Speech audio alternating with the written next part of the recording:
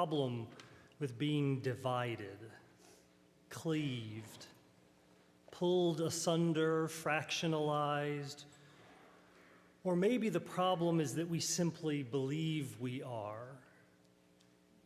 It's not just a problem with our politics. For sure it's there, Republicans here, Democrats there. It's a problem with our economies, the poor here, the rich there. It's a problem with our societies, citizens here, illegals there. It's a problem with our psyches, my body here, my mind here. It's a problem with our sciences, us humans here observing a mechanistic world there. It's a problem with our religion, Christians here, other religions here. It's a problem with our spiritualities, the material world here seen, the spiritual world unseen and over there.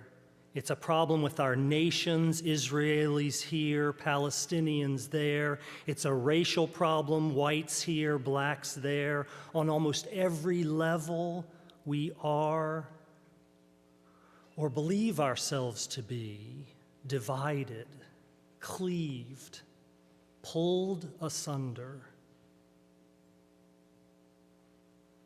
But what we celebrate together tonight at Christmas is the incarnation of the divine into human life. And it's God's response to this tearing asunder, God's response to our belief that it is all cleaved. God came down, we say, at Christmas with a word. God saw the mess we were in, how separate and divided we were, and God said, I'm coming so we can be in this together. We thought we were in it alone, but we learn at Christmas that we're not, that we are in this together. It's God's beautiful and tender response to the suffering and violence of the world. It's not so much a fix. God's response of coming to be with us in it. It's not so much a fix. But don't those of us who are parents know how true it is that often the only response when our children find themselves in difficult situations is to offer ourselves to be with them in it? You know what? I'm going to be with you in this.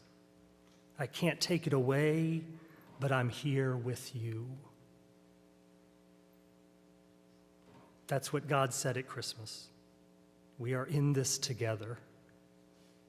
And Jesus was born. We mistakenly believed that God was somewhere else, separate from us in the first place. Of course it wasn't true, because the created world itself, which we are a part of, and not separate from, is an incarnation of God, God's self.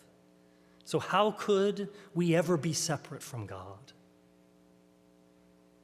But somehow we lost sight of it, came not to believe it, thinking ourselves into knots that cleaved and pulled asunder and anguished us, body against spirit, mind against nature, earth against heaven, us against them, insiders against outsiders.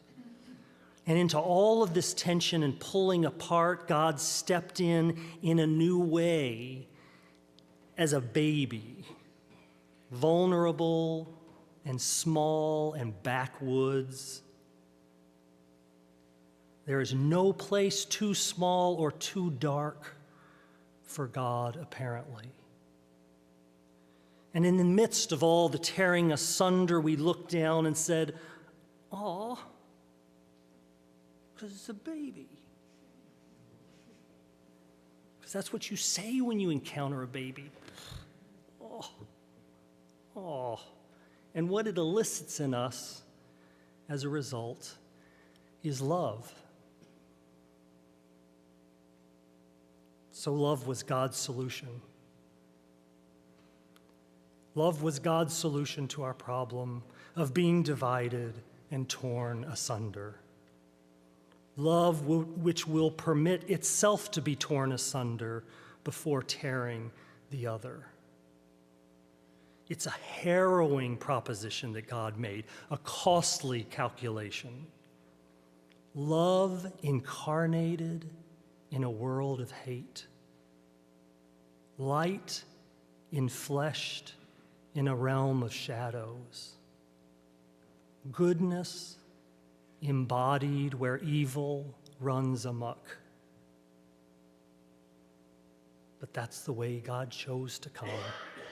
And God asks us to come that way too. To relinquish the projects of separation and division and realize finally and fully that we are in this together.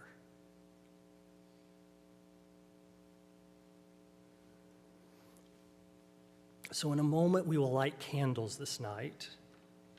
And it's a beautiful metaphor for the being together that is Christmas. Because while there are a bunch of individual candles that we will all hold, the light that begins to emerge is one light.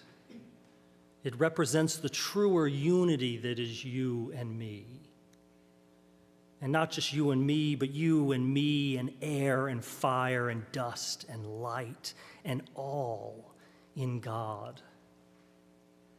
There's no delineating in that light, the light that our separate light sheds. It's all one light. Our individual lights, part of the great light of God. We are not divided. We are not. We are one. We are not separate. We are a part of one another. We are not cleaved. We are in this together. God stretches out and is the one within whom we live and move and have our being. And God enfolds into the womb of a woman and emerges from the depths of us, dripping with amniotic fluid and crying with a first breath of life and eventually crying a last dying breath. And in it all, God says to us, we are in this together. We are in this together.